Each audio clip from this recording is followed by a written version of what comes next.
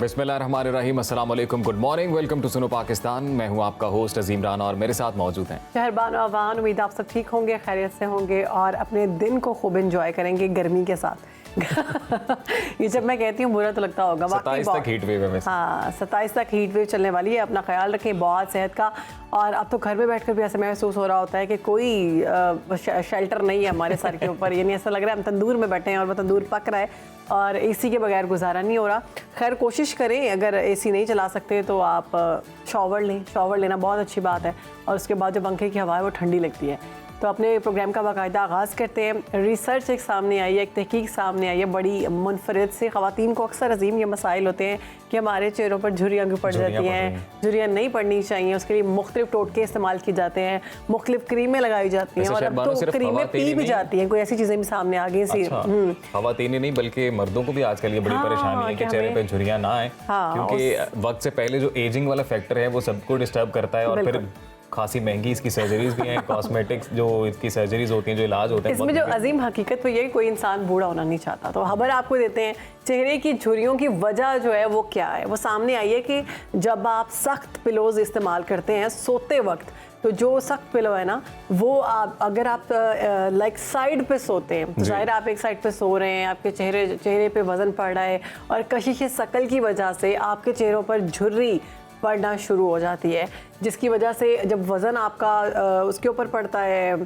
तकिए के ऊपर, पिलो के ऊपर, और पिलो पहले से ही सख्त है तो वो आपकी स्किन जो है। बड़ी इंटरेस्टिंग रिसर्च है ये, क्योंकि इसके ऊपर कभी किसी ने गौर ही नहीं किया। हम लोग मोस्ट ऑफ द टाइम सोते वक्त नहीं गौर करते कि हम लोग किस पोजीशन में, पोस्चर क्या है, बिल्कुल पोस्चर क्या है। और ये इस रिसर्च में यही बताया गया है कि ट्राई करेंगे आप सीधा सोएं बिल्कुल, और अगर आपने कोई करवट लेनी है किसी साइड की तो फिर आप उसको फ्रीक्वेंटली चेंज करते रहें ताकि किसी एक ही साइड पे आपका सारा वजन ना पड़े। कुछ लोग मैंने खुद देखे हैं कि वो या तो मुंह के बल सोते हैं बिल्कुल उलट होके, उनको तो मना भी किया जाता है, हमारा दीन भी ये मना करता है कि ऐसे मत सोएं।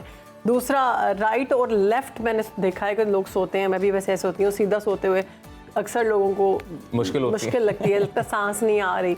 तो वो उसके अजीम ने हल बताया कि आप फ्रीक्वेंटली, इस रिपोर्ट ने बता दिया कि आप लोग फ्रीक्वेंटली अपनी साइड्स को चेंज करते रहें अगर आप सो रहे हैं। झुर्रियाँ नहीं पड़ेंगी आपको, फिर आप जो है अपना चेहरा जो है उसको बचा सकते हैं झुर्रियों से, स्किन आपकी फ्रेश रहेगी। तो बहरहाल ये एक हमने आपको शुरू में एक टोटका बता दिया कि किस तरह से आप अपनी स्किन को तरोताज़ा रख सकते हैं। अब एक और इंटरेस्टिंग खबर आपके सामने रखते हैं और वो ये कि हमने ये देखा है, बल्कि अब तो पाकिस्तान समेत दुनिया भर में ये ट्रेंड है कि जब शादी होती है तो कोशिश ये की जाती है दूल्हा दुल्हन की जानिब से कि अनोखे से अनोखे तरीके में एंट्री करें।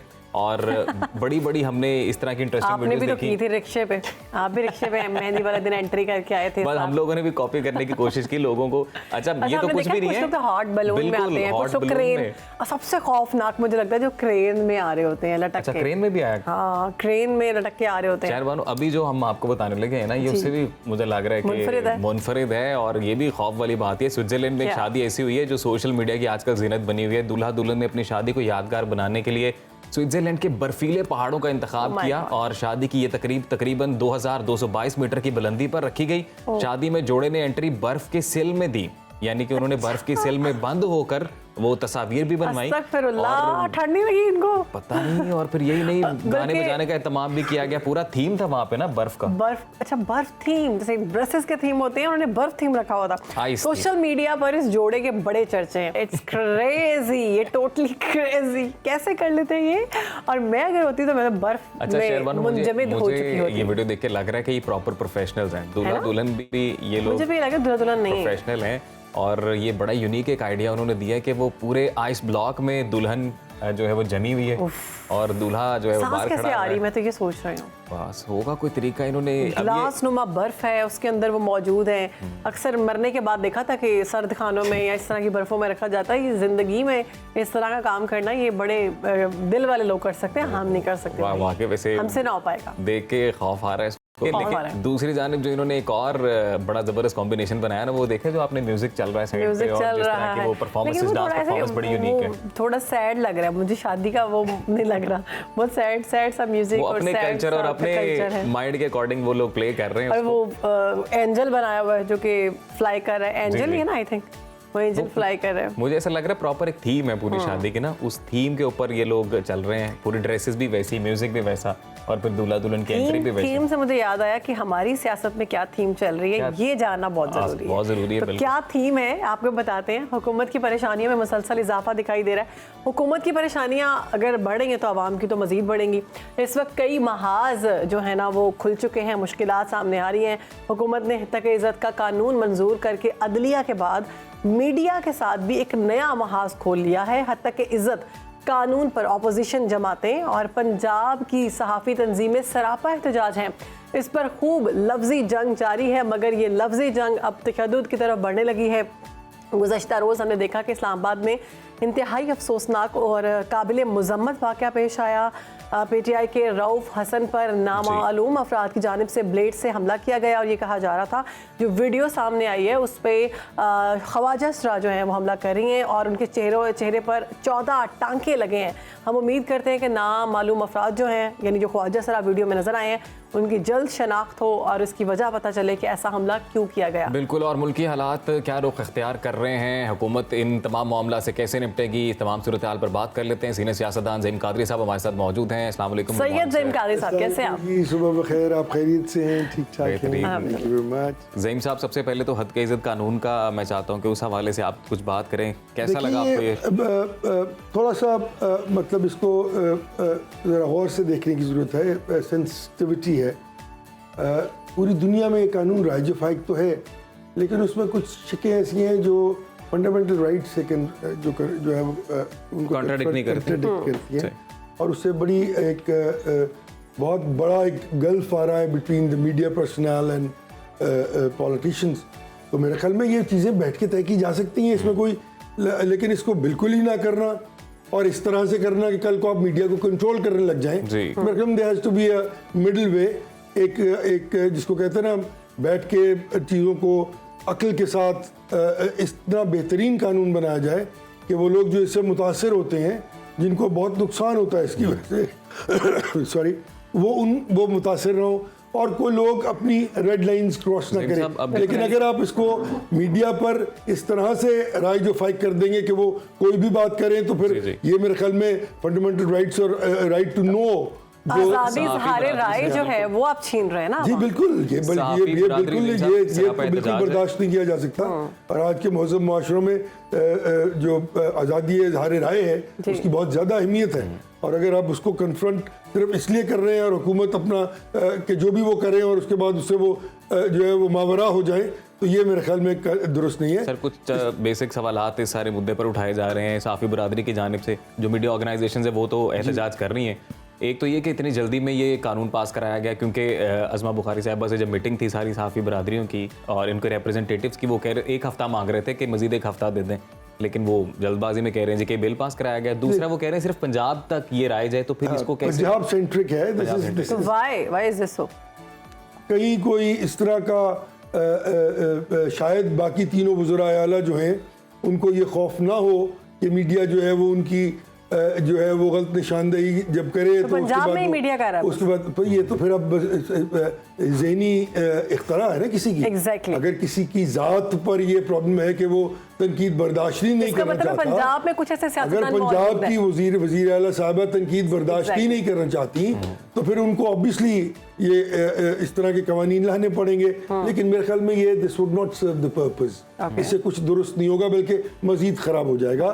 बैठकर गुफ्तगू करके ज़रूर लाना चाहिए डिफेमेशन लॉ, उसको मजीद मुस्तहकम करना चाहिए, लेकिन इस तरीके से कि वो लोगों के फंडामेंटल राइट्स को जो है कन्फ्रंट कर दे, मेरे ख्याल में ये बात दुरुस्त नहीं। अच्छा, मरीम नवाज पहले तो इस एक्ट के खिलाफ थी, अब हद तक इज़्ज़त का खुद ही लेके आ रही हैं सारे। उस वक्त वो वज़ीर आला नहीं थी, आज वो वज़ीर आला हैं।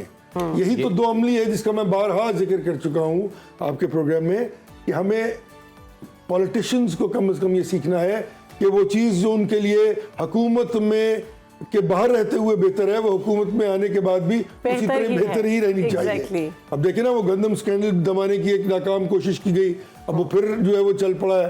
तो अगर आप इस तरह चीज़ों को अंडर द कार्पेट पुशन करते जाएंगे, तो मेरा नहीं ख्याल कि इससे सक्सेस होगी। और ज़हीम साहब, ये भी कहा जा रहा है कि वक्ती तौर पर तो कोई एडवांटेज मिल सकता है, लेकिन पब्लिक में तो बड़ा रिजेंटमेंट आता है ना। सर, जो ट्रिब्यूनल ये फैसला करेगा हद के इज़्ज़त केस के मामले में, उनको जो उनकी अपॉइंटमेंट तो गवर्नमेंट कर ही रही है, लेकिन इसके अलावा भी जो उनको मराहत मिलेंगी उनकी परफॉर्मेंस की बुनियाद पे वो भी गवर्नमेंट देगी, तो फिर उसमें कैसे जो एक न्यूट्रल डिसीजन है वो आ सकेगा? देखिए, किसी भी कोर्ट में अगर आप किसी भी कोर्ट को लेके आते हैं और वो एक जिसको कहते हैं जस्ट और आज़ाद कोर्ट नहीं होता और वो इनलाइंड होता है और वो अगर हुकूमत के जिसको कहते हैं कि पैराफ्रीज में होता है, तो फिर उसकी सैंक्टिटी तो नहीं होती है। ऑटोनमस बॉडी होनी चाहिए, या तो आप ऑटोनमस बॉडी बना दें और वही सिलेक्शन का तरीका क्या रखें जो सेशन जजेस और एडिशनल सेशन जजेस और सिविल जजेस का होता है, या लेबर कोर्ट का होता है, दहशतगर्दी कोर्ट का होता है, so on and so fourth. लेकिन आप रिटायर्ड लोगों को ला के उनको नौकरियां दे के बिठा कर अपनी तो फिर होगा क्या कि जब ये जाएंगे तो जब दूसरी हुकूमत आएगी वो उनके साथ यही करेगी और इनके बनाए हुए कवानीन से ही इनकी जो है वो कुर्बानी की जाएगी। फिर चीखो आहो बका होगी कि जनाब ये क्या हो गया। देखिए ना, नाब जो बनाई गई थी, कई बार कहा लोगों ने मिलके कि आपकी हुकूमत आप खत्म कर दें। जब आपकी हुकूमत होती है उस वक्त तो आप उसको ठीक नहीं करते, खत्म नहीं करते। जब दूसरी हुकूमत आ जाती है और फिर आप चीखचाड़ा शुरू कर देते हैं कि जनाब ये हमारे से जुल्म हो रहा है, तो मेरे ख्याल में this is a bit too much. Sir, आपको क्या लग रहा है ये कानून सस्टेन करेगा या चैलेंज हो जाएगा उसके बाद? ये चैलेंज तो हर सूरत होगा, कोर्ट्स आज़ाद है, इंशाल्लाह ताला बेहतरीन फैसला करेंगे। मेरा ख्याल में कि कानून तो होना चाहिए, लेकिन उसकी वो शिकें वो तकरीबन 14 शिकें हैं जिन पे सोशल डिस्प्यूट मीडिया है। को किस तरह से कंट्रोल करेंगे ना? इलेक्ट्रॉनिक तो हो जाएगा, मेन तो सोशल मीडिया है। सोशल मीडिया को मैं तो बहुत ही जो है वो इज्जत और तकरीम की निगाह से देखता हूँ, क्योंकि हर शख्स को हक हासिल है कि वो उस पर अपनी बात कर सके। लेकिन मेरे ख्याल में देयर हैज़ टू हर चीज़ जो है वो उसके अंदर कानूनी अमल जो है वो मलूज़ खातिर रखा जाना चाहिए। कुछ गुफ्तगू, कुछ राय, कुछ चीज़ें इस तरह की है सोशल मीडिया पे जो रियासत को, मुआशरे को, हमारी यूथ को बहुत नुकसान पहुंचा रही है। तो उसके लिए हमें कवानीन लाने चाहिए। अगर वो कवानीन नहीं आएंगे तो ये सारा काम जो अब एक पूरी दुनिया में ये सोशल मीडिया जो है ये एक बहुत इम्पोर्टेंट ज़राए अबलाग बन गया और इससे बड़े फ़वायद हासिल हो गए। लेकिन अगर आप हमारे मुल्क में देखें तो मेरे ख्याल में काउंटर प्रोडक्टिव हो गया है बहुत सारी चीज़ों में। हमारी नेशनल यूनिटी ख़राब होती है, हम अपनी राय दे देते हैं किसी भी चीज़ पे और हम एक दूसरे से उलझ पड़ते हैं। फिरका परस्ती इस वजह जन्म ले रही है। सोसाइटी में बहुत बड़ा एक क्रंच आ रहा है, सोसाइटी में एक बहुत बड़ा गल्फ आ रहा है, हैव्स एंड हैव नॉट्स की लड़ाई शुरू हो रही है। तो मेरे ख्याल में इसको भी कवानीन के नीचे तो लाना चाहिए। अवामी मसले को आपकी नज़र करना चाहती हूँ। ये जो लोग बिजली के बिलों से तंग आकर सोलर पैनल्स लगवाते थे, अब उसके बारे में भी खबर ये है कि सोलर नेट मॉनिटरिंग ख़त्म करके सोलर ग्रास मॉनिटरिंग होगी, यानी जो सोलर बिजली बनाएगा वो हुकूमत के पास जाएगी और हुकूमत फिर वो महंगे दामों उस शख्स को बेचेगी। मेरे ख्याल में ये फिर फंडामेंटल राइट्स की बात है। आप किसी से चीज़ लेकर ज़बरदस्ती नहीं कर सकते, उसको ज़बरदस्ती महंगी तो नहीं बेच सकते ना। एग्जैक्टली। तो ये कॉन्सेप्ट तो पूरी दुनिया में अब आपका इस वक्त फोकस इस बात पे होना चाहिए था कि ये जो रिन्यूएबल एनर्जी है, सोलर एनर्जी जिसको कहते हैं, उसको इस तरह इस्तेमाल किया जाए कि आपकी नीड्स जो है वो कम हो जाए, आपकी बिजली सस्ती हो जाए। प्रॉब्लम कहाँ है, मैं वाज़ेह तौर पे कहना चाहता हूँ कि वो IPPs जो कैपेसिटी पेमेंट्स लेकर घर बैठे हुए हैं और अरबा खरबापति हो रहे हैं, उनसे बिजली लेने के लिए आप इस तरह के इम्पोर्टेंट मसले को जो है वो पसे पुश डाल रहे हैं और उसमें आप रोड़े अटका रहे हैं। हुकूमत रोड़े अटका रही है क्योंकि इनकी सबकी अलाइनमेंट है उन IPPs वालों के साथ और उनसे ये लेन देन करते रहे ना, इन्होंने लगवाए थे। तो होगा क्या कि जब 40-50 हज़ार मेगावाट लोगों के जरिए सिस्टम में आ जाएगी तो बिजली सस्ती हो जाएगी ना, तो वो IPPs जो है वो बंद हो जाएंगे और वो कोयले के प्लांट और महंगी बिजली रिडंडेंट हो जाएगी। नहीं करना पड़ेगा आपको, नहीं तो आपकी इंडस्ट्री नहीं चल रही। आप इंटरनेशनल मार्केट में कंपैटिटिव ही नहीं रहे। आपकी कॉस्ट ऑफ प्रोडक्शन इतनी बढ़ गई है बिजली, महंगी बिजली की वजह से कि आपकी जो प्रोडक्ट है वो जो आपकी प्रोडक्ट है वो इंटरनेशनल मार्केट में कंपैटिटिव नहीं है, कंपैटिबल ही नहीं है। तो आपको कॉस्ट ऑफ प्रोडक्शन कम कर रही है। उसका बाद तरीका है अक्रॉस द बोर्ड अब सोलर। मैं तो ये समझता हूँ कि ये जितने बैंक्स हैं, प्रोविंशियल बैंक्स, मैंने ये पॉलिसी आज से 5 साल पहले दी थी कि आप जितने ये गाड़ियों के लोन, टीवी के लोन, कार के, ये बंद कर दे। जिसका घर है 10 मरले का, 5 मरले का, 1 कनाल का, वो आए आपके पास, आप उसको रजिस्ट्री रख के उसको लोन दे दें सोलर का। अभी चल रहा है कुछ सोलर के पैसे डायरेक्टली जाएं डिस्कोस को, डिस्कोस उनको बैंक को पैसे देने शुरू कर दे, 1.5 से 2 साल में आप बिजली 1.5-2 साल इस्तेमाल कर लेंगे मुफ्त, और उसके बाद वो सोलर आपकी मिल्कियत हो जाएगी और वो फिर मुफ्त बिजली जो है वो मुल्क को देगा यार, फॉर गॉड सेक। हम के लिए कुछ करने के लिए तैयार ही नहीं है हम। ज़ईम साहब, ये राउफ हसन वाला मामला भी वक्त की जी, मैं इसकी शदीद मज़म्मत करता हूँ जी। This is very bad. पर ख्वाजा साहब ने हमला किया, अब ये इसकी तहकीक होनी चाहिए बहुत ज़्यादा, बहुत मेहनत से इसकी तहकीक होनी चाहिए कि क्या वजूहात थी जिस पर उन्होंने वो हमलावर हुए, और इसकी वीडियो तो आ चुकी है और इसको अनर्थ होना चाहिए जी। ये आवाम कौम के सामने आनी चाहिए बात। सही। हम देख रहे हैं ट्रांसजेंडर के जो मामला थे दिन ब दिन बढ़ते जा रहे हैं। जी हाँ, देखिए ना, फ्रस्ट्रेशन तो हर सेगमेंट ऑफ क्राउड में है ना जी।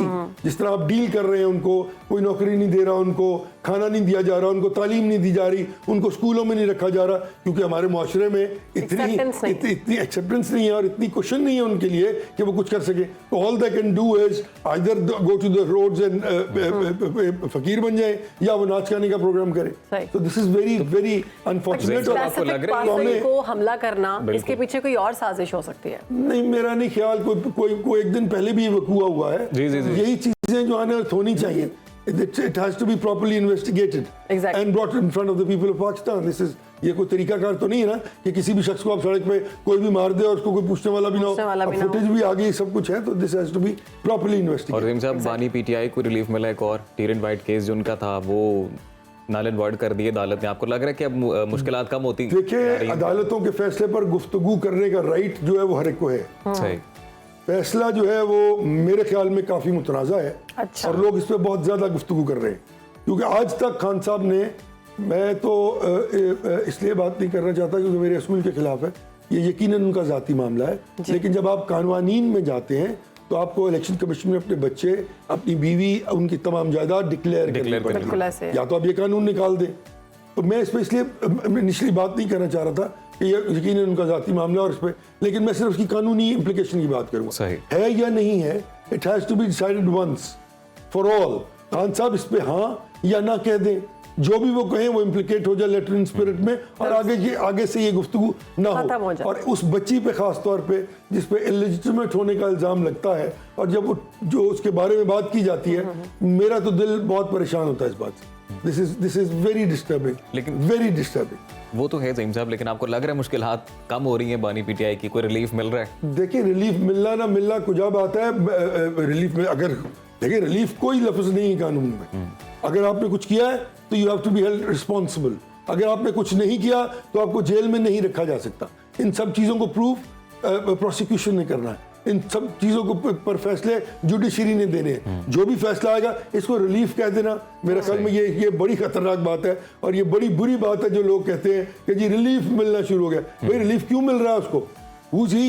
Why is he? क्यों रिलीफ दिया जा रहा है उनको? ये नॉर्मल ह्यूमन बीइंग, उसको पाकिस्तानी कवानीन के तहत आप सजा या जजा दे रहे हैं। अगर वो रिहा हो रहे हैं किसी चीज में तो ये उनका राइट था, और अगर वो किसी मौके पर जगह पर सजा उनको हो रही है तो वो भी यकीनन कानून के मुताबिक होगी। तो रिलीफ का लफ्ज कानून के लिए इस्तेमाल करना मेरे ख्याल में गलत बात। ठीक, बहुत शुक्रिया आपका ज़ईम कादरी साहब। बेहतरीन गुफ्तगू का सिलसिला जो है वो जारी है। प्रोग्राम में आगे बढ़ते हैं, मौसम की सूरत हाल की बात कर लेते हैं। और कराची भी शदीद गर्मी की लपेट में है। इसके अलावा मुल्क के मैदानी इलाके शदीद गर्मी की लपेट में है। पंजाब और सिंध के इलाकों में 27 मई तक हीट वेव का खदशा जाहिर किया जा रहा है, और बताया जा रहा है कि दर्जा हरारत 48 से 50 डिग्री तक महसूस किया जाएगा। तो मुख्तलिफ शहरों की क्या सूरत हाल है जान लेते हैं। हमारी नुमाइंदगान हमारे साथ बिल्कुल मुख्तलिफ नुमाइंदगान कराची, लाहौर और इस्लामाबाद से हमारे नुमाइंदगान ने हमें ज्वाइन किया है। कराची से नाज़िर शयाज है हमारे साथ, लाहौर से हादिया फयाज, और इस्लामाबाद से समन गुल ने हमें ज्वाइन किया है। सबसे पहले रुख करते हैं कराची का।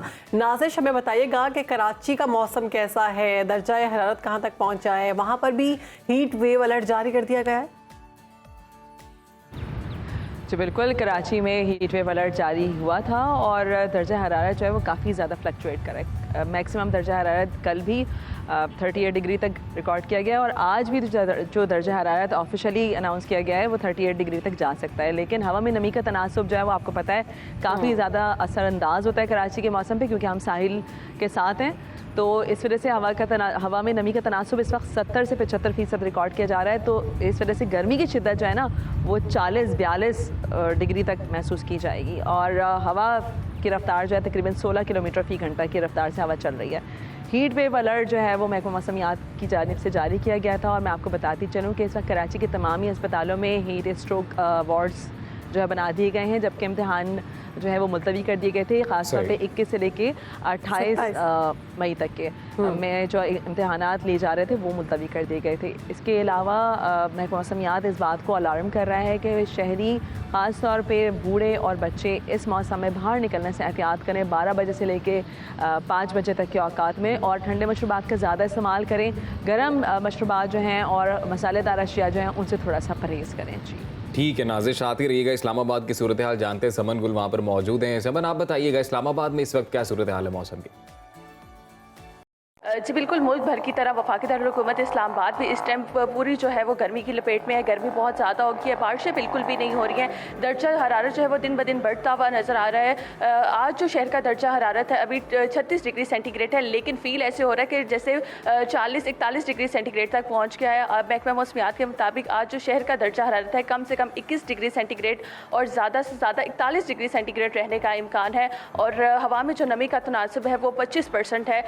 जो शहर है वफाकी दारुल-हुकूमत इस्लामाबाद में बारिशें हो जाती हैं, 3-4 दिन गर्मी होती है तो उसके बाद बारिश हो जाती है, लेकिन बारिशें बिल्कुल भी नहीं हो रही है। शहरी बड़े बच्चे सब जो हैं वो इसकी लपेट में आते जा रहे हैं, हीट वेव्स की वजह से मुतासिर हो रहे हैं। तो महकमा मौसमियात की तरफ से भी अलर्ट जारी किया गया है और डॉक्टर्स की तरफ से भी अलर्ट जारी किया गया है कि शहरी बिला ज़रूरत घर से बाहर ना निकले, ठंडे मशरूबात का इस्तेमाल करें और जब बाहर निकलें तो छतरी और जो है सन ग्लासेस का इस्तेमाल करें, ज़्यादा से ज़्यादा ठंडे मशरूबात इस्तेमाल करें, पानी का इस्तेमाल ज़्यादा से ज़्यादा करें। और जो गर्मी है वो 27 मई तक ज़्यादा जो है वो दर्जा हरारत 4 से 6 डिग्री सेंटीग्रेड मामूल के मुताबिक जो है वो ज़्यादा रहने का इम्कान है। ठीक है समन, आप लोगों से भी हमारी रिक्वेस्ट है कि आप लोग भी चूँकि फील्ड में काम कर रही हैं तो आप लोग भी अम्ब्रेला का इस्तेमाल करें, क्योंकि बहुत ज़्यादा हीट वेव है और गर्मी की शिद्दत जो है बहुत ज़्यादा है। लाहौर की जानिब रुख करते हैं, हमारे साथ मौजूद है हादिया फयाज़। हादिया, लाहौर का टेम्परेचर इस वक्त क्या है और कहाँ तक जाएगा? और वहाँ पर भी हीट वेव के बारे में कहा गया है कि अलर्ट है। जी बिल्कुल, सूबाई दारुल-हुकूमत लाहौर समेत पंजाब भर में जो गर्मी की शिद्दत है वो बहुत ज़्यादा बढ़ गई है। सुबह सवेरे से ही देखा जाता है कि सूरज अब आबोताब के साथ चमकना शुरू कर देता है और लाहौर में आग बरसाने लग जाता है। इसी के हवाले से अगर दर्जा हरारत की बात की जाए तो जो मौजूदा दर्जा हरारत है वो 36 सेंटीग्रेड रिकॉर्ड किया गया है। कम से कम 30 और ज़्यादा से ज़्यादा जो जाने का इम्कान है वो 45 सेंटीग्रेड जाने का इम्कान है। जो शहरी है वो उस खासे परेशान है, क्योंकि लाहौरियों को इतनी गर्मी की आदत है, पर चाहते हैं कि थोड़ी सी कम गर्मी हो, बारिश हो जाए, पर बारिश का दूर दूर तक कोई इम्कान नहीं है। सुबह सवेरे से ही आग बरसाने लग जाता है। शहरियों के जो चेहरे हैं वो मुरझा से गए हैं। जो हीट वेव का अलर्ट जारी कर दिया गया है उसकी वजह से शहरी बहुत ज़्यादा परेशान हो गए और ये कहा जा रहा है बार बार शहरियों को कि घर से कम निकले, पानी का ज़्यादा से ज़्यादा इस्तेमाल करें और ठंडी पानी की बोतलें अपने साथ रखें और जो सर को स्पेशली सर को ढांप के जाएं, क्योंकि जो बाइक सवार हैं उनको खासा इस चीज़ का नुकसान हो सकता है, क्योंकि ये खासा ज़्यादा मुश्किल है शहरियों के लिए। और आज का मौसम जो है लाहौर का वो खासा गर्म और खुश रहेगा। जी ठीक है नाज़िश, आपसे ये पूछना चाह रहा हूँ मैं कि आपको क्या लगता है, आपने ख़ुद भी ये मौसम महसूस किया है, गर्मी महसूस की, आपको क्या लगता है कि ये मामूल के मुताबिक जब भी गर्मियाँ आती हैं तो ऐसी ही हीट वेव होती है या इस बार कुछ ज़्यादा है गर्मी? देखिए, अगर मैं इस दफ़ा इस साल के मौसम की बात करूं तो हम इस साल भी साल 2022, साल 2023 और अब 2024 में हम खड़े हुए हैं इस वक्त। ये तीनों साल जो है ना वो ग्लोबल वार्मिंग के हवाले से अलार्मिंग साल करार दिए गए हैं पाकिस्तान में। हमारी महकमा मौसमियात से ही बात हुई थी तो आपको पता है पिछले सालों के रिकॉर्ड टूटे हैं इन सालों में। बिल्कुल इस साल भी मई का महीना अपने पिछले रिकॉर्ड शायद तोड़ दे, क्योंकि 21 मई से लेकर 28 मई तक जो टेम्परेचर है उसमें 4 से 5 डिग्री जो है वो उसमें इजाफा देखने में आ रहा है। तो अब आप सोच लें कि कराची वाले जो हैं उस वक्त हम तो खैर हैं ही थोड़ा सा एक हॉट जोन में, एक वार्म जोन में, लेकिन इसके अलावा जो हमारे मैदानी इलाके हैं सिंध के, कश्मोर, ठट्टा बदीन, दादू, नवाबशाह, यहाँ पर इस वक्त भी 45 डिग्री है, यानी ऑफिशियल रिकॉर्डेड 45 डिग्री है। सोचें वहाँ पे फील लाइक क्या होगा। फील लाइक यकीनन वहाँ पे 50 डिग्री से ज़्यादा होगा। बिल्कुल सही कह रही हैं situation नाजिश है आप। वो यही सवाल मेरा सबन से समन आप बताइएगा कि इस्लामाबाद तो कदरे ठंडा शहर है, पहाड़ों का शहर कहा पहाड़ जाता है है वहाँ पर और ग्रीनरी भी अच्छी खासी है, तो क्या लग रहा है कि ये अब नॉर्मल है थोड़ी गर्मी पिछले सीजन के मुताबिक? इस्लामाबाद के अगर शहर की बात कर ली जाए तो यहाँ पर ऐसा होता है कि 3-4 दिन जब शदीद गर्मी होती है तो बारिश हो जाती है, लेकिन इस बार जो है वो गर्मी बल्कि बढ़ती जा रही है, बारिशें बिल्कुल भी नहीं हो रही हैं। चरिंद परिंद हर चीज़ जो है वो इससे मुतासिर हो रहे हैं, शहरी इससे बहुत ज़्यादा मुतासिर हो रहे हैं। गर्मी अभी 36 डिग्री सेंटीग्रेड है, लेकिन ऐसे फील हो रहा है जैसे 40-41 डिग्री सेंटीग्रेड हो गया है और गर्मी दिन ब दिन जो है वो बढ़ती जा रही है। महकमा मौसमियात की तरफ से भी इसलिए अलर्ट जारी किया गया है कि शहरी जो हैं वो ज़्यादा से ज़्यादा एहतियात बढ़ते हैं। और जैसे वफाकी दारुल हुकूमत इस्लामाबाद में जैसे कि आप कह रहे हैं कि बड़ी पहाड़ी इलाका है और ये वो तो, लेकिन पहाड़ी इलाका तो है, लेकिन मेरे ख्याल से वफाकी दारुल हुकूमत इस्लामाबाद ठीक है। तो इस्लामाबाद, कराची और लाहौर से मालूमा ने हमें गर्मी की शिद्दत, हीट वेव अलर्ट और इन तमाम सूरत हाल और टेम्परेचर के बारे में बताया है। अपना बहुत सारा ख्याल रखें क्योंकि गर्मी वाकई बहुत ज़्यादा है और 27 तक तो स्पेशल कहा गया है कि हीट वेव जो है वो है और उसमें कोशिश करें कि आप बिला ज़रूरत घर से बाहर ना निकलें। प्रोग्राम में आगे बढ़ेंगे, बात करेंगे पाकिस्तानी टैलेंट की, तो आलमी रिकॉर्ड ब्रेकर और हम बात करें कि रिकॉर्ड्स किसने तोड़े, रिकॉर्ड्स तोड़ने की बात हो रही है ना, तो रिकॉर्ड किसने तोड़े उनसे मिलवाएंगे भी आपको। और ये राशिद नसीम है, वर्ल्ड रिकॉर्ड इन्होंने तोड़े हैं, वर्ल्ड रिकॉर्ड तोड़े नहीं बल्कि लाइनें लगा दी हैं और आलमी रिकॉर्ड बनाने में सबको पीछे छोड़ दिया है। सेंचुरी क्लब में शामिल MMA फाइटर राशिद नसीम ने 2 दिन में 20 नए रिकॉर्ड्स बना डाले हैं। ये पहला मौका है कि पाकिस्तान में किसी ने 2 दिनों में इतने ज़्यादा आलमी रिकॉर्ड तोड़े। और इसके साथ साथ अब तक मजमूई तौर पर अगर बात की जाए उनके रिकॉर्ड्स की, तो उन्होंने 121 रिकॉर्ड्स जो है वो बना लिए हैं, तोड़ दिए हैं। पाकिस्तान की तारीख में सबसे ज़्यादा आलमी रिकॉर्ड बनाने वाले राशिद नसीम अब तक अमेरिका, जर्मनी, भारत, स्विट्ज़रलैंड और इंग्लैंड समेत मुतादिद मुल्कों के वर्ल्ड रिकॉर्ड्स तोड़ चुके हैं। हमारे साथ मौजूद है, उनसे बात कर लेते हैं। जी बिल्कुल, उनसे बात करते हैं। राशिद नसीम साहब, बहुत शुक्रिया आपके वक्त का। कैसे हैं आप? मैं जी बिल्कुल ठीक हूँ, अल्लाह का शुक्र। बिल्कुल राशिद साहब, बहुत बहुत मुबारक आपको। इतने ज़्यादा वर्ल्ड रिकॉर्ड आपने लगाए और कितने वर्ल्ड रिकॉर्ड आपने तोड़े, ये कैसे किया आपने? देखिए जी, मैं प्रोफेशनल मार्शल आर्ट का प्लेयर हूँ, तो बहुत टाइम से जो है मैं वो मार्शल आर्ट के लिए रिकॉर्ड्स बना रहा हूँ और सेंचुरी को मैं पहले ही कंप्लीट कर चुका था। 101 आलमी रिकॉर्ड्स जो है मैं बना चुका हूँ और Guinness book of world record की जानिब से जो है मुझे मेरे सर्टिफिकेट्स भी हो चुके हैं। तो अब कुछ बड़ा करने का और कुछ डिफरेंट करने का इरादा था, तो इसीलिए जो है वो मैंने सोचा कि कुछ ज़्यादा और डिफरेंट कैटेगरीज में जो है वो वर्ल्ड रिकॉर्ड्स बनाए जाए। राशिद साहब, 2 दिनों के अंदर तकरीबन 20 घंटे बनते, 2 दिन के अंदर आपने 20 रिकॉर्ड्स तोड़े। 2 दिन के अंदर आपने 20 रिकॉर्ड्स तोड़े। ऐसा कौन सा रिकॉर्ड है कि जब आपने वो तोड़ा और आप जीते तो आपको बहुत अच्छा महसूस हुआ? देखिए, अगर 20 साल में रिकॉर्ड को अगर आप देखें तो सारे रिकॉर्ड बहुत ज्यादा मुश्किल थे, लेकिन एक मार्बल टाइल ब्रेकिंग का रिकॉर्ड था। उसके अलावा एक रिकॉर्ड था जर्मनी का, जिसमें मैंने हाथ में अंडा पकड़कर और जिसमें मुझे वॉलनट ब्रेक करने से 252 का रिकॉर्ड था जर्मनी का। और तकरीबन जब मैंने पहली मरतबा आलमी रिकॉर्ड बनाया था तो जिन शख्स का ये आलमी रिकॉर्ड है उसका नाम है करामिनोविक और ये मेरे फेवरेट है और मैं इसको बहुत ज्यादा पसंद करता हूँ। उन्हीं का रिकॉर्ड तो आपने मेरी बड़ी ब्रेक ख्वाहिश थी कि मैं कभी उनका रिकॉर्ड ब्रेक करूं। वाह। तो राशिद साहब, ये कैसे किया? आपकी इंस्पिरेशन क्या है? किस तरह से प्लान करते हैं आप? देखिए, Guinness book of world record में मुख्तलिफ वर्ल्ड रिकॉर्ड्स मौजूद होते हैं, तो मैं रिसर्च करता रहता हूँ और कुछ बहुत ज्यादा बड़े एथलीट्स हैं जो भारतीय और जिसमें जर्मनी के कुछ हैं और कुछ चाइना के एथलीट है, तो उनके साथ मेरा बड़ा आजकल मुकाबला चल रहा है और 1-to-1 भी मेरा भारत के साथ मुकाबला होता है इटली के अंदर, जब मैंने उनको शिकस्त दी थी वॉलनट ब्रेकिंग के मुकाबले में हेड के साथ। लेकिन अभी जो है मेरा जो टारगेट है वो मतलब कि मार्शल आर्ट की हर कैटेगरी को हिट करने का जो टारगेट है वो मैंने इसके लिए पूरा करना अच्छा, था। ये बताइएगा राशिद साहब कि आपका जो पैशन है या आपका जो प्रोफेशन है, जैसे आपने बताया मार्शल आर्ट के जो है वो एक्सपर्ट हैं इस मामले में, तो ये बताइएगा क्या सिर्फ यही आपकी ड्राइविंग फोर्स है नए नए रिकॉर्ड बनाने में या पैसे अच्छे मिलते हैं? देखिए जी, पैसे मुझे मार्शल आर्ट की जो रिकॉर्ड्स में बना रहा होता हूँ उसके मुझे पैसे नहीं मिलते और ना ही कोई Guinness book of world record जो है वो उसके पैसे देता है। ये मेरा शौक है, अपने मुल्क के नाम को बुलंद करने के लिए मैं पूरी दुनिया में जाकर वर्ल्ड रिकॉर्ड्स बनाता हूँ। जर्मनी गया हूँ, मैं इटली गया हूँ, कोरिया गया हूँ, फ्रांस गया हूँ और चाइना जा चुका हूँ।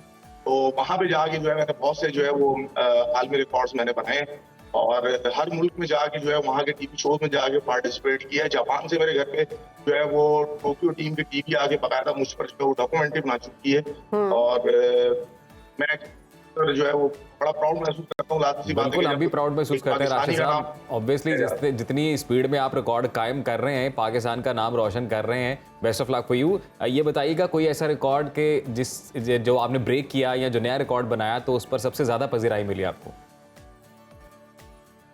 देखिए रिकॉर्ड तो गाए बगाए जो है वो कोई ना कोई मशहूर होता रहता है और सबसे ज्यादा जो मशहूर हुआ था वो मैंने डॉक्टर आमिर लियाकत के प्रोग्राम के अंदर एक मरतबा एक रिकॉर्ड बनाया था। उसमें मैंने सर के ऊपर कोकोनट रखकर जो है वो बेसबॉल बैट के जरिए जो है वो छुड़वाए थे आज से कोई 9 साल पहले। और उसके बाद फिर एक वॉलनट का रिकॉर्ड था जो सर के साथ मैंने वॉलनट ब्रेक किए थे। उसमें मेरा मुकाबला हुआ था इंडिया के साथ 1-1 इटली के एक टीवी शो के अंदर, लो शो का रिकॉर्ड के अंदर। तो उस रिकॉर्ड को बहुत ज्यादा पसीराई मिली थी और उसके बाद मुझे जो है वो पाकिस्तानी अवाम से बहुत राशिद अच्छा साहब, इनमें से कुछ रिकॉर्ड्स तो बड़े खतरनाक हैं जिसका खुदा ना खास्ता अगर कोई नुकसान भी हो होता तो सकता डेफिनेटली बड़ा नुकसान हो सकता था। तो ये कैसे करते हैं आप? फैमिली का कोई प्रेशर नहीं आता? फैमिली मना नहीं करती है?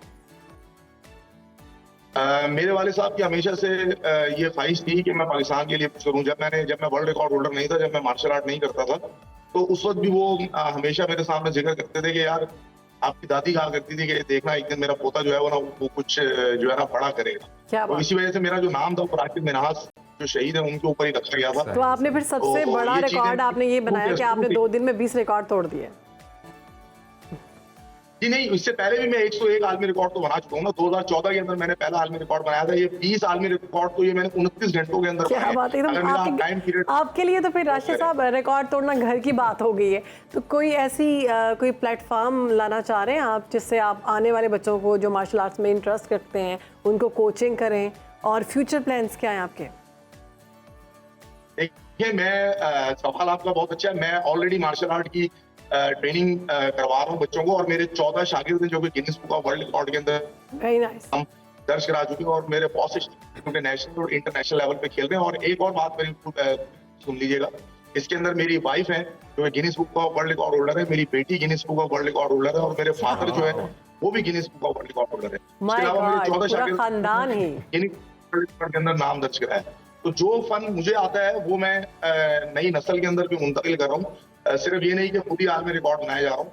और मेरे कई शागिर्द हैं जो कि नेशनल इंटरनेशनल लेवल के ऊपर जो चैंपियन है और अल्हम्दुलिल्लाह मेरा एक शागिर्द राशिद साहब, ये तो माशाल्लाह आपकी फैमिली का फिर टाइटल होना चाहिए Guinness book recorded family. Family. Guinness book family. तो राशिद साहब ये बताएं कि अपनी कोई इस तरह की किताब ले आए फिर जिनमें रिकॉर्ड रिकॉर्ड बनाए जाएं।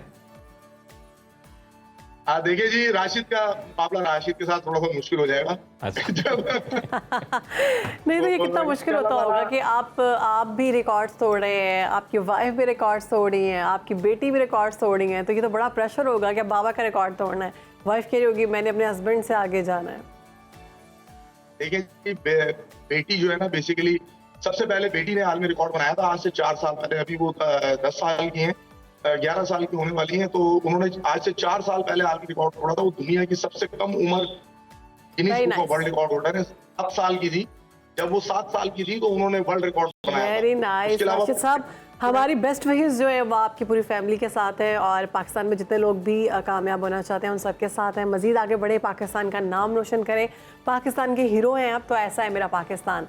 तो इस तरह के हीरोज हैं उनकी हमें जरूरत है। किसी दिन चाहेंगे राशिद साहब के साहबजादी भी आए अपने हमारे प्रोग्राम में, वो भी बताएं अपने रिकॉर्ड से मुतालिक। और अब सेहत से मुतालिक खबर, एक नई इन्वेंशन हुई है और ये काफ़ी हेल्पफुल होने वाली है। खाने पीने की चीज़ों में भी अब टेक्नोलॉजी अपना असर दिखाने लगी है। तो नमक का इस्तेमाल वैसे हाई ब्लड प्रेशर और फॉलेज समेत कई बीमारियों का सबब बनता है। सोशल मीडिया पर एक जापानी चम्मच की धूम है जी आजकल, जो सबकी तवज्जो हासिल कर रहा है। और ये विजुअल्स हम भी आपको दिखा रहे हैं। इलेक्ट्रिक सॉल्ट चम्मच इसे कहते हैं और ये कंपनी ने दावा किया है कि आप असल नमक इस्तेमाल ना करें, ये इलेक्ट्रिक चम्मच आपको नमकीन जायका देगा। कंपनी के मुताबिक चम्मच के इस्तेमाल से नमक की मिकदार को 1/3 तक कम किया जा सकता है और इसका वजन 60 ग्राम बताया जा रहा है। ये रिचार्जेबल है शहरबानो और इसका चम्मच, टेस्ट जो है वो बैटरी है। टेस्ट बिल्कुल ऐसे लगता है कि ये आप नमकीन चीज़ खा रहे हैं, जबकि वो नमक नहीं होता, वो सॉल्ट नहीं होता। ये बहुत अच्छी इन्वेंशन है, खास तौर पर उन लोगों के लिए जो ब्लड प्रेशर के मरीज़ हैं या जिनका स्टमक बहुत ज़्यादा अपसेट होता है। उनको कहा जाता है कि आप ये नमक मिर्च हर चीज़ छोड़ दें। पता नहीं अब सेहत के लिए ये खतरनाक है या नहीं। मैं अभी ये सोच रहा हूँ, ये तो रेडिएशंस भी होंगी। जब ज़्यादा मार्केट में अगर तो आम यूज़ में आएगा उसके बाद ही पता चलेगा कि इसके भी रेप्लिकास भी आना शुरू हो जाएंगे फिर, बिकॉज इसमें भी एक बैटरी यूज हो रही है और अब आई डोंट नो ये किस तरह से फायदेमंद होगा। ये एक नई इन्वेंशन है, टेक्नोलॉजी है। हाँ, बिल्कुल एक्सेप्ट करते हुए वक्त लगता है। अगली खबर आपके साथ शेयर करते हैं जो कि बहुत ही खास है मेरे लिए। वैसे इसको शेयर तो नहीं करना चाहिए, क्या हो गया यार, चाय की बात करें, चाय मशरूबात की मुर्शद है, कोई बात नहीं, जितने लोग भी पीते हैं अपनी स्ट्रेस को खत्म करते मुर्शद हैं। पे बहुत पैसे लग गए ना, मुर्शद पे इतने पैसे लग गए हैं। वैसे तो मुआशी मसाइल के शिकार हैं, बदतरीन महंगाई की बातें करते रहते हैं, बुरा हाल है, मगर इसके बावजूद पाकिस्तानियों की अगर बात की जाए तो हम बताएंगे आपको 10 माह में 54 करोड़ डॉलर की चाय पी चुके हैं पाकिस्तानी, मुझ और अजीम समेत। इदारा शुमारियात के मैं तो नहीं पीता हूँ, मुताबिक आप समेत पीते आप समेत पाकिस्तानी अवाम 10 माह में 54 करोड़ की चाय भाई। यार चाय की तो ना बात करें, चाय तो जरूरी है। एक डॉलर कीमती है, यहाँ पे 54 करोड़ डॉलर की चाय बाहर आ गई। गुज़श्ता साल जो है वो 17% अगर बात की जाए उसमें, और आज इस साल में चाय में 17% इजाफा हुआ है। गुज़श्ता माली साल के 10 माह में 46 करोड़ 76 लाख डॉलर की चाय दरामद की गई थी, और अगर इस साल की बात की जाए तो 10 माह में 15% इजाफे से 2,19,056 टन चाय दरामद हुई। ओह माय गॉड, बिल्कुल इतनी चाय पी के जाना कहाँ पे, मैं तो ये सोच रहा हूँ इतनी चाय चाय का पी भी इस्तेमाल होता है यहाँ जाती पे। वैसे शायद मानो आपने देखा है कि रिसेंटली हम कुछ वक्त में जो लाहौर में तो ये है, आई डोंट नो पूरे पाकिस्तान में ऐसा है कि नहीं, जो चाय के कैफेज बने हैं, जो ये जो स्पॉट्स बने हैं, इनमें बहुत ज्यादा इजाफा हो रहा है और लोग बैठ के वहाँ पर गपशप भी करते हैं, टाइम भी गुजारते हैं शाम के टाइम, क्योंकि आप तो बैठ सकते हैं शाम के टाइम, मौसम थोड़ा बेहतर होता है तो लोग बैठकर साथ उन्होंने एंगेज करने के लिए गेम्स भी रखी हुई हैं। तो मैं अक्सर देखता हूँ पूरी रात तक, बिल्कुल पूरी रात तक लोग बैठे हुए हैं, चाय पी रहे हैं, गप्पे लगा रहे हैं। तो फिर मेरे ख्याल से शायद इस ट्रेंड की वजह से इतनी ज्यादा कंज्यूम बढ़ गई है। और वो कहते हैं ना, बातें करते करते आप कुछ भी करने को नहीं है, चाय पीते हैं, चाय स्नैक्स लेते हैं। एक टाइम चाय स्नैक्स का है और खाने के बाद तो चाय पीनी है, चाय स्नैक्स में होना चाहिए। चले मैं पहले कह रही हूँ चाय को तो छोड़ दें, चाय वैसे भी मशरूबात की मशरूब है, लेकिन चले अच्छी बात है। कोई पाकिस्तान की खूबसूरती की बात कर लेते हैं। कोई एक आधी इसी जगह तो बिल्कुल अब चाहिए कि जहाँ बैठ के आप कम से कम कोई अच्छी बातें कर सकें, एंजॉय कर सकें, अपना माइंड को रिलैक्स कर सकें, स्ट्रेस को ख़त्म कर सकें, रिलीज कर सकें, घर के मसाइल को ख़त्म कर सकें, वक्ती तौर पर चाय पी के। कोई बात खूबसूरती की बात कर लेते हैं, पाकिस्तान की बात करते हैं। तो पाकिस्तान की खूबसूरती सबको पता है, पाकिस्तान अपने आप में एक मुनफरिद मुल्क है, कुदरती हुस्न इसमें बहुत ज़्यादा है। इसके मनाजिर की बात की जाए, सकाफत की बात की जाए, बुलंद पहाड़ी सिलसिलों की वजह से दुनिया भर में मकबूल है। पाकिस्तान के पुरकशिश साहिली इलाके भी किसी से कम नहीं है, और पाकिस्तान का हम बात करें बहिरा अरब तो ये भी बहुत खूबसूरत है, और इसके साथ 1040 किलोमीटर तवील साहिल भी मौजूद है। पाकिस्तान के ये साहिल ना सिर्फ कुदरती खूबसूरती का अक्स है बल्कि साहिली खजानों से भी माला माल हैं। जी बिल्कुल, और इन्हीं में बलूचिस्तान का है शहर गवादर, जो अपनी खूबसूरत और दिलकशी की वजह से दुनिया भर में जाना जाता है। विजुअल्स आप देख सकते हैं, गोल्डन बीच इसे कहा जाता है, सुनहरी रेत और फिरोजी पानी है यहाँ पर। और पाकिस्तान चीन राहदारी मंसूबे के बाद इस साहिल को मैरीन ड्राइव का नाम दिया गया, और ये उन लोगों के लिए एक मिसाली जगह है जो सुकून और राहत के ख़्वाहां हैं। और यहाँ पर तकरीबन 4000 माहीगीर बसते हैं जिनका रोजगार इसी समंदर से जुड़ा है, फिशिंग करते हैं जी, यहाँ बैठकर भी वो चाय बनाकर पीते हैं ठंडी हवाओं के साथ। और बुलंदो बाला जो पहाड़ हैं उनमें घिरे इस साहिल पर हुरूब आफ्ताब का नज़ारा देखने के लिए बिल्कुल बेशुमार सैयाह यहाँ का रुख करते हैं। और गवादर शहर में एक खूबसूरत क्रिकेट स्टेडियम भी बनाया गया है। इसके अलावा पहाड़ों के दामन में वाक़ ये क्रिकेट स्टेडियम शहर के हुस्न को मज़ीद दुबाला कर रहा है। स्टेडियम की खूबसूरती ने ICC समेत दुनिया क्रिकेट को भी अपने शहर में जकड़ लिया। ये स्टेडियम भी आप देख सकते हैं, और दुनिया भर में स्टेडियम के चर्चे। और जब भी यहाँ पर स्टेडियम को अक्सर सोशल मीडिया पर भी देखा कि बड़ी पजराई मिली है कि पहाड़ों के दरमियान में घिरा हुआ है, कितना खूबसूरत है, साइडों पे झीलों का पानी है और खूबसूरत तरीन स्टेडियम की तस्वीर सोशल मीडिया पर देखी, और बड़े कहते हैं ना रिनाउंड क्रिकेटर्स ने पोस्ट की, और कैप्शन ये होता था कि गेस दिस प्लेस। लगता था पाकिस्तान का नाम कोई भी नहीं लेता था, बाहर कंट्रीज के नाम लिए जाते थे, ये फलां कंट्री है, स्विट्जरलैंड है, डेनमार्क है, फलानी है, लेकिन पता चला कि ये पाकिस्तान है, हमारा पाकिस्तान है, खूबसूरत पाकिस्तान है। यहाँ पर भी अब इंटरनेशनल मैचेस होने चाहिए, वैसे यहाँ पर भी जो है बकायदा PSL के मैचेस जो है ना वो यहाँ पर भी होने चाहिए। बिल्कुल बिल्कुल, एक आध मैचेस यहाँ पर भी ऐसा है जी हमारा पाकिस्तान, यहाँ पर हर तरह का कल्चर, हर तरह की सकाफत, हर तरह खूबसूरती का की बात लैंडस्केप कर आपको ली है मिलता तो फलों की बात भी कर लेते हैं। खूबसूरत फल की बात करें। खूबसूरत फल की, फलों के बादशाह का जिक्र ना करें, ऐसा कैसा हो सकता है। तो फलों के बादशाह जो है आम, बादशाह सलामत आ चुके हैं मार्केट में और बादशाही उनकी जो है अभी तक कायम है।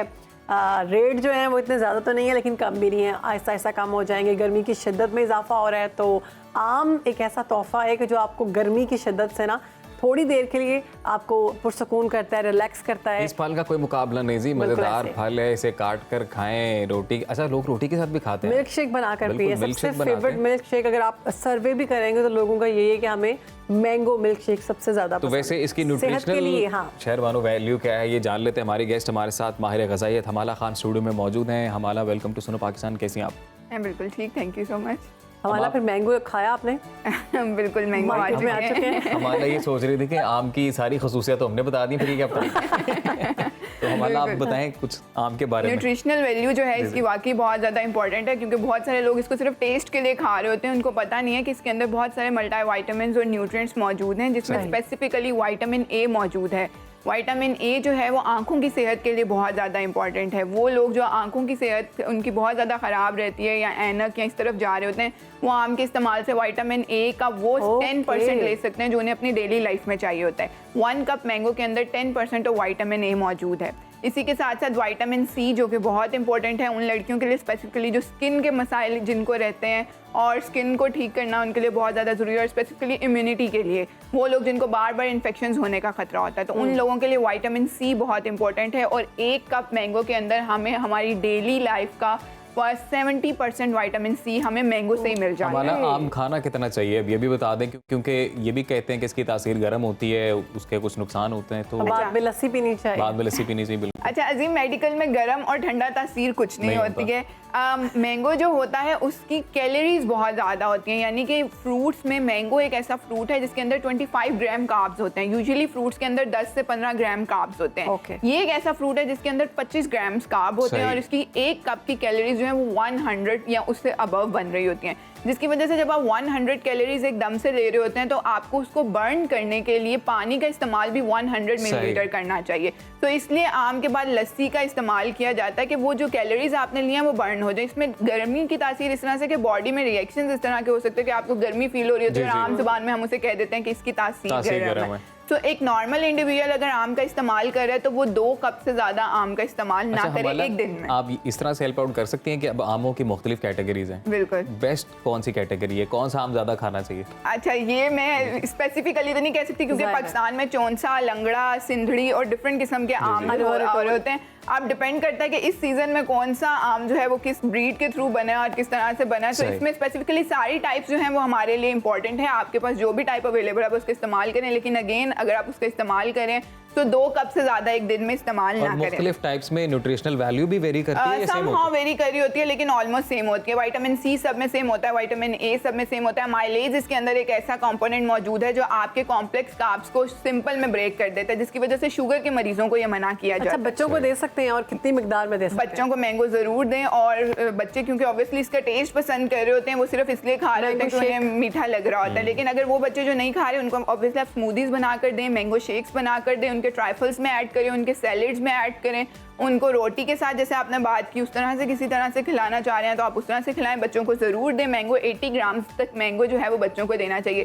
शुगर के मरीजों को मैंगो जो है वो अनफॉर्चुनेटली मना नहीं किया जाता, लेकिन अगेन इसके अंदर ग्लाइसीमिक इंडेक्स यानी कि शुगर बढ़ाने की कुव्वत ज़्यादा है, इसलिए शुगर के मरीजों को हम कहते हैं कि ज़रा वो थोड़ा परहेज में खाएं। एक और बड़ी कॉमन प्रैक्टिस है हमारे यहाँ पे हमारी सोसाइटी में, और वो ये होती है कि most of the time after lunch आम कटे हुए एक प्लेट ट्रे सामने रख दी जाती है और खाना शुरू कर देते हैं लोग, तो ये ठीक है? ये बहुत गलत प्रैक्टिस सेट हो चुकी है, लेकिन ये प्रैक्टिस सेट हो चुकी है जैसे मैंने आपको बताया कि इसके अंदर ऑलरेडी कैलोरीज बहुत ज़्यादा होती हैं। तो सोचें कि आपने एक पहले प्रॉपर मील कंज्यूम किया, आपके पास उसकी कैलोरीज हैं, फिर आप मैंगो कंज्यूम कर रहे हैं। ऑब्वियसली आप 80 ग्राम्स में तो कंज्यूम कर नहीं रहेंगे, उससे ज़्यादा ही इंसान खा रहा होता है, तो उसकी कैलोरीज होती हैं। फिर आप उसके बाद लस्सी भी पी लेते हैं, तो वो जो आपके 3-4 मील होते हैं वो आप एक ही मील में कंज्यूम कर रहे होते हैं। हमारा ये भी कहा जाता है कि अगर आयरन की आपको डेफिशिएंसी है, HB की डेफिशिएंसी है, तो वो मैंगोस खाएं, तो उससे बेहतर। बिल्कुल शहरबानो, इसके अंदर फॉलेट और आयरन का बहुत इंपॉर्टेंट कंटेंट मौजूद है। वैसे तो ये 2 डिफरेंट चीज़ें हैं, लेकिन आम आवाम को समझाने के लिए आयरन की कमी को पूरा करने के लिए बहुत ज़्यादा ज़रूरी है। वो प्रेग्नेंट फीमेल्स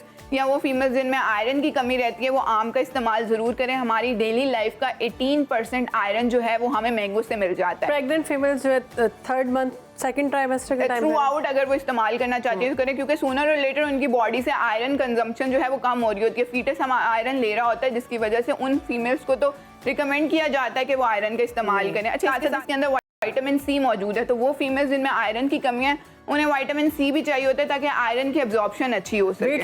वेट लॉस भी लोग करते हैं ऐसे। बड़ा इंपॉर्टेंट क्वेश्चन है और बड़े लोग पूछते हैं। वेट लूज के लिए स्पेसिफिकली ये नहीं है अनफॉर्चुनेटली।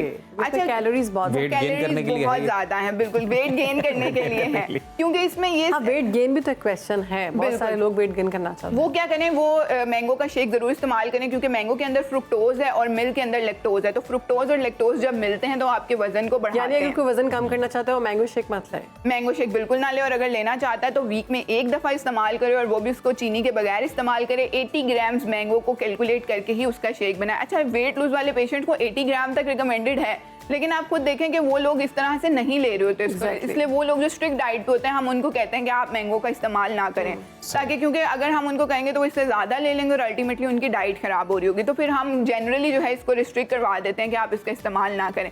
जो वेट गेन करना चाहते हैं वो मिल्क शेक की फॉर्म में ज़रूर इसका इस्तेमाल करें, वो उनको फ़ायदा पहुँचा रहा होगा। ठीक है, बहुत शुक्रिया आपका हमारा।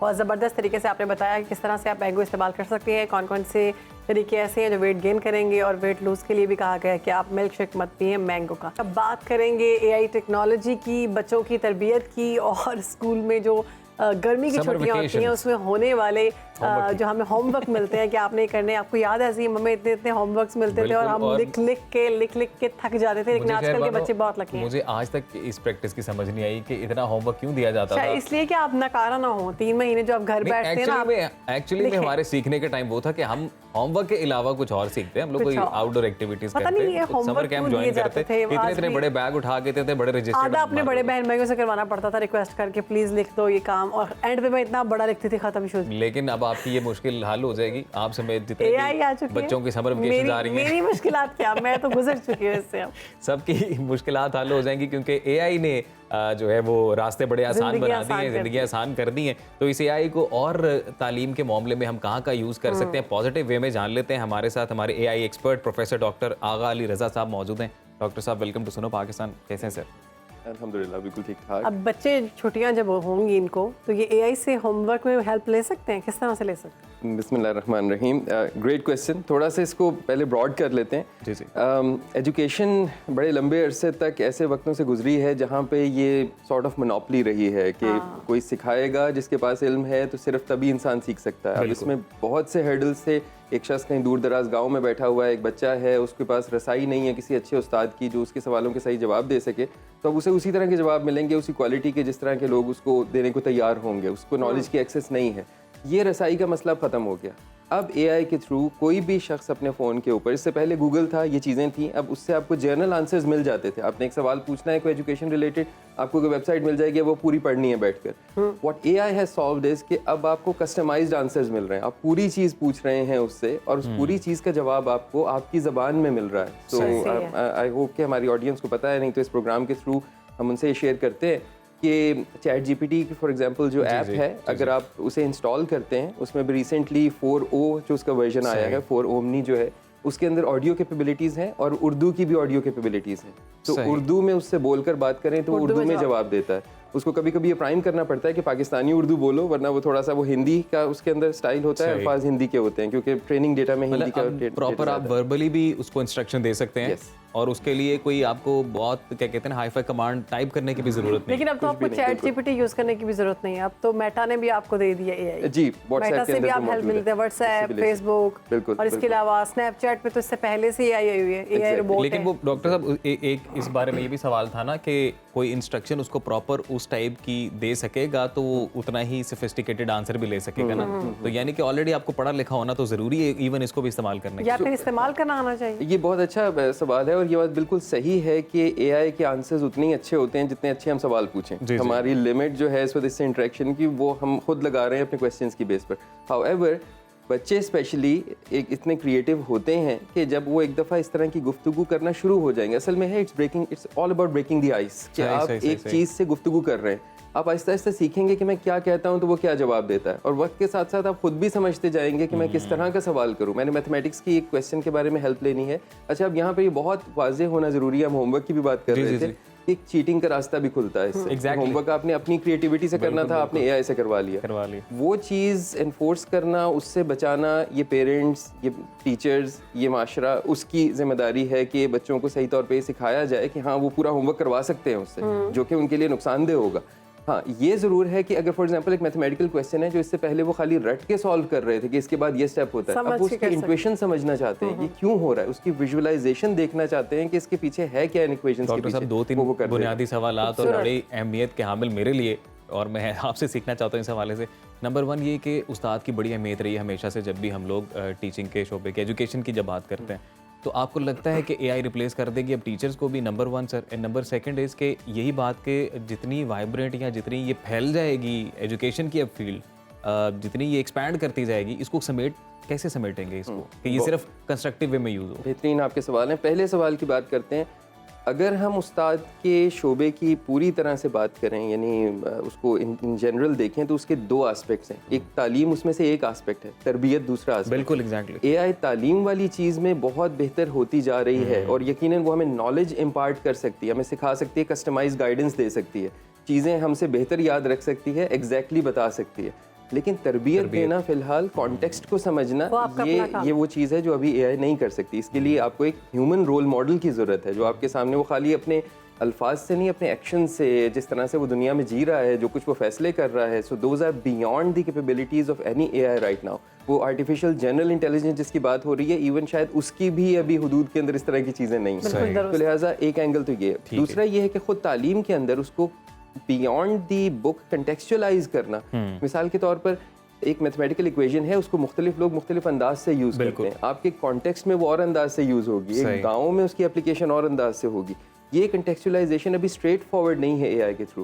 It can explain the intuition और द विजुअलाइजेशन और the mathematics of a particular thing, या एक ऐसे को वो बड़ा अच्छा अंदाज से बेहतर कर सकती है, इंप्रूव कर सकती है, परसुएसिव बना सकती है, लेकिन उसकी कंटेक्चुअलाइजेशन अकॉर्डिंग टू द यूजर्स उससे ये भी तो हो सकता है डॉक्टर साहब, अब बच्चे खुद अपना दिमाग लगा कर सोचते थे, अब हमने ये करना है, आगे बढ़ना है, और मैंने इसको और अच्छा करना है, ताकि मैं कंपटीशन में भी आ जाते थे, अब वो भी खत्म हो जाएगा।